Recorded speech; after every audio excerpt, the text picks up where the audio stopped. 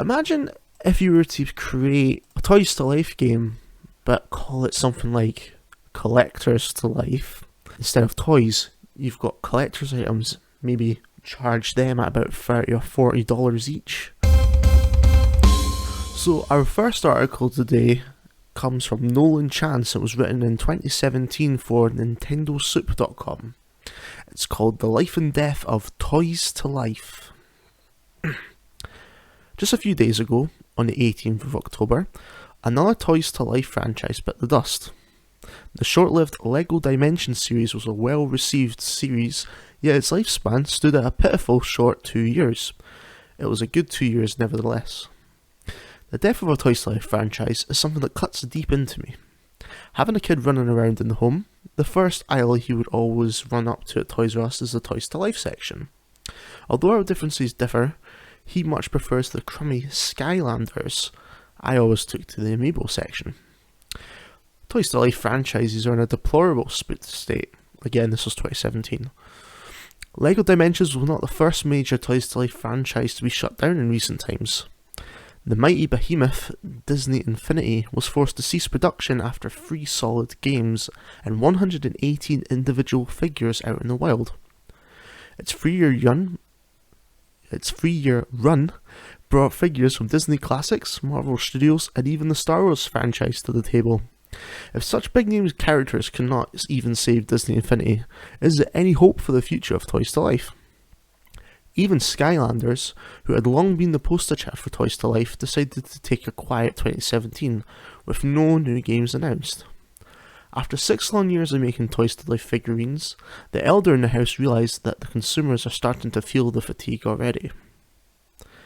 The only franchise standing strong at the moment with the new figures still coming out this year is Nintendo's line of Amiibo figures, and even they are seeing a dip in sales in recent times. From a statistical standpoint, it would seem that Toys to Life franchises is indeed walking the long road to their graves. Interest in Toys to Life is only natural. Video games are static, digital, and non-physical. Your influence in the world is only as fast as your fingers can move. The novelty that Toys to Life brings to the table is the ability to connect physical toys that you play with into your video game journey. With any novelty, it is bound to wear off. From the first case study of LEGO Dimensions and Disney Infinity, companies should already be aware of this. Your $1 million character does not matter if your product is not innovative. LEGO Dimensions crashed into the living room with innovation, but what next? Harking back at Disney Infinity, from the first production figures to the last, they are the same old NFC plastic figures. For the first year or so, it is alright, but after the third game, you start to realise it is the same thing over and over again. People get bored. Before you know it, sales slump. After all, who would want to pay $60 and up for what is essentially the same thing, and $12.99 for each additional figure? It is too costly and totally not worth it. Stock stays on the shelves and franchises die. But you may say Skylanders has been doing this for 6 years already and is still around. Again, this is 2017.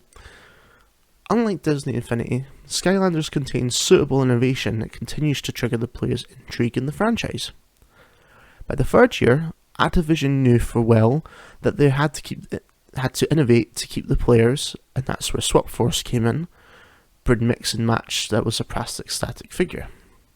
With new and more permutations to play with, gamers were satisfied and wanted for more. Nintendo likewise understood that innovation was key. Although Amiibo took largely familiar outlooks, they were always looking at how to make their figures better. No other Toys to Life manufacturers will think of using yarns for their figures. Neither would they think that not a squishy character in a game should be just as squishy in real life. Nintendo's Amiibo figures innovate through their build. I think he's referring to the Yoshi that they released for the Amiibo. Nintendo's Amiibo figures also innovate through gameplay. Every Amiibo behave differently in different games. While most unlock some sort of skin or items, they have shown capability to innovate wherever possible. For example, in Animal Crossing Amiibo Festival, which other games would actually make you race to tap your amiibo card into the NFC reader to answer quiz questions. The ability for amiibo to behave differently in different games is open to innovation unlike any other. Despite the doom and gloom, there is still a bit of confidence left in the Toys to Life market. As I have mentioned earlier, the key to winning the Toys to Life market is innovation, and we have seen quite a bit of it. Just recently, Toys to Life newcomer Lightseekers burst onto the market with innovative new features, blurring the line between physical and digital. The Bluetooth figures interact with the game even without a base, and could tell when was the last time you have played with it. Even Ubisoft has given the Toys to Life market a try with Starlink Battle for Atlas due next year, 2018. The game will allow players to build their own modular spacecraft and customize it on the go as they need. Such innovation will pique consumer interest and continue to bolster the Toys to Life market. At the same time, it would also mean that the giants currently dominating the arena will have to innovate as well. If Skylanders return from its hiatus with just another Skylanders game, it would more or less spell the end of it as consumers are no longer impressed by it. Likewise, if Nintendo showed that their amiibo can no longer innovate and contribute to their gameplay experience, even with their $1 million IP cannot help it succeed. There's a reason why their Animal Crossing amiibo range did not do as well as the others after all. On top of the lack of functionality, it lacks innovation. Hopefully, Toys to Life manufacturers can squeeze their creative juices and bring about greater gameplay experience for all of us. As consumers, we don't mind gimmicks. Even the best of us will pay for it. But we want a new gimmick each time. And again, that comes from Nolan Chance over at Nintendo Soup. So a few little takeaways from that. I'll start just by giving my background with the Toys to Life franchise. The first time I genuinely came along the Toys to Life sort of genre was when I was working at a games specialist retailer over here in the UK, and basically kids were just trading them in left, right and centre, and we would take them in for less than £1 each, less than $2 US. And when you looked at the price of these new ones, they were like £15 each, $20 US. And it piqued my curiosity, because these were cool looking little figures and I had no idea what they were for. Anyway, I think I remember borrowing a second-hand copy from my place of work and took it home, because you could borrow games from there for up to 2 nights, I think it was. Anyway, gameplay was not for me. I can barely remember at this point. I just remember screenshots taken by my mind, basically. But one game I did go on to later try, because I seen it for pretty cheap, that had like a bundle, was Disney Infinity, which Nolan mentioned in his article here. And that gameplay in that was pretty good. I mean, it wasn't amazing. It was a basic platformer, for more or less. But I remembered then that I played a game not too dissimilar from that a few years before on the Xbox 360, and that was Toy Story 3. What they essentially done was took this, what was essentially a marketing tie-in video game that, Pixar had no interest in. It's just, alright, get out there to promote our Toy Story 3 movie. But the game itself was actually fairly tight, if I remember correctly. I mean, we're talking over a decade at this point here. But clearly, I mustn't have been alone in that, because they basically took that game engine, took that gameplay, and made Disney Infinity off the backbone of it. Now, as I was saying, this article was a few years ago now, and from what I could tell, doing a bit of research on the run-up to doing this episode, Skylanders is effectively dead. I think it was very obvious it was coming, because, keeping the attention of children is always a difficult task. And if you remember that Skylanders started nearly a decade ago, those 8-year-olds are now 18. They're not going to keep playing Skylanders. So it's fair to say that Skylanders and our Toys to Life franchises weren't able to capture the older generation. And I'm going to blame Fortnite. Because if you look at Fortnite, it's the very same graphical style as most of those Toy to Life games. It's very cartoony. The characters you can buy and get in Fortnite do kind of look like digitized toys. I guess the last thing I want to say about this is that one other thing. Nolan did mention in this article that Amiibo has been paving the way for innovation through how each of the Amiibo interacts with your Nintendo Switch and the Wii U before that, I guess. It has come under a bit of scrutiny recently. About 2 or 3 weeks ago, they released the Legend of Zelda Skyward Sword HD for the Switch, and it was a bit of controversy because the fast travel option was locked behind an Amiibo. So if you wanted to fast travel in the game, you'd have to go out and buy an Amiibo. So it's all well and good having these Amiibo which add extra things into the game, like cosmetics, like Nolan was saying.